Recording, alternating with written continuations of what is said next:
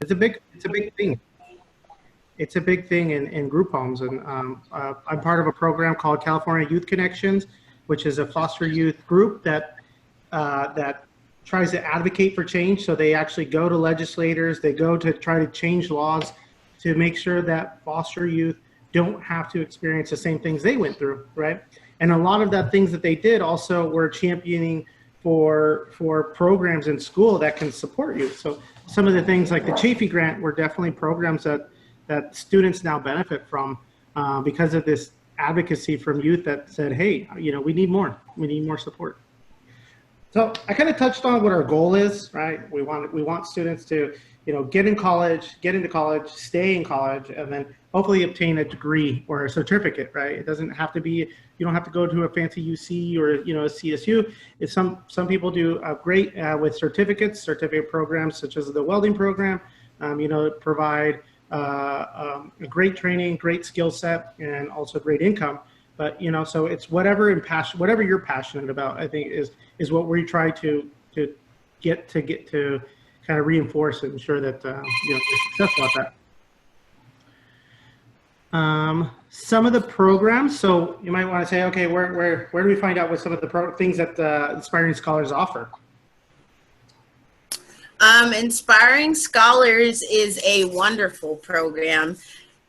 When we were on campus, we did have catered lunches. That's one of my favorite things. And I'm not saying that to just brag about how good our little department is, but it's for the fact that it gave students a sense of stability if they knew they were impacted by hunger or they wouldn't be able to have food that night. Then the days that we would have catered lunches, after everybody eats, we would be able to bag it up and let students take it home. As well as we do have a snack station for students. So when you are in between classes and you need a snack and you're hungry, you can always drop into the Inspiring Scholars office and come in and get whatever snacks you'd like. There's help with financial aid appeals, and whenever you need to get in touch with an academic advisor or counselor, you have that one-on-one connection with the counselors at Inspiring Scholars. Inspiring Scholars also helps you reach out to other departments that you're interested in or academic clubs that you may be interested in. They also have events where we as all Inspiring students get together. So they've been having virtual game nights with other colleges and playing games against each other, just making sure that the warmth of the Inspiring Scholars and the Butte College family is still there. They also have childcare services for students when needed, and they have a laptop lending program as well as a hotspot program. So there's a lot of things that comes with being an Inspiring Scholar, and I just feel like it's really a benefit for students to actually have access to textbook help, application help, financial aid, grants and scholarship help, registering for classes, tutoring, and an Inspiring Scholars Lounge. We did have access to free printing. So there's just a lot of benefits of the program, and it also makes it so you don't feel so alone on the campus. Because once you're an Inspiring Scholar, like every corner you turn, you're going to know somebody or somebody's going to say hello, and you don't always have to say hello back. Yeah. Sometimes it's that nod, right? Yeah, it's that what's up nod, because we respect your right to your own personal story and your own personal journey. So that's important. Yeah, that's I think you said that wonderfully. I think that's great, right?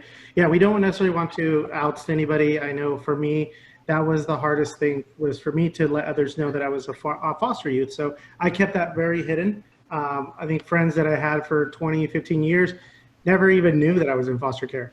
So, it came as a shock to them that I was wanting to work for Butte College after trying to pursue a career in law, right? I was going to be a lawyer. And I was like, no, I felt more, what's the word? I felt more fulfilled supporting foster youth because, I knew that I came from there, and I wanted to see others to see that, that you also can succeed. I think you covered a lot of this stuff. So actually, one cool thing that we started doing too was a statistics study group. So I actually took a class so I could try to support students because I've been a long time since I took statistics, and we were actually doing really well. I think in the last 2 years, at least 60% to 70% of our students passed their math class from attending our stats study groups. So whether they did or didn't, they had a laptop or they had calculators that we lent to them. We brought in support as CAS. So there's the Center for Academic Success where students can go and get tutoring. Well, we partner with them to bring them over to our space, right? Because sometimes it's a little bit of a task to go over there, right? It's like, well, just go over there and they'll support you. Then you should, I feel like it's important to tell students about EOPS and signing up for EOPS and the relationship that Inspiring Scholars has with EOPS. And when it comes to CAS, EOPS has special tutor programs. So if you're not really comfortable going into CAS and speak.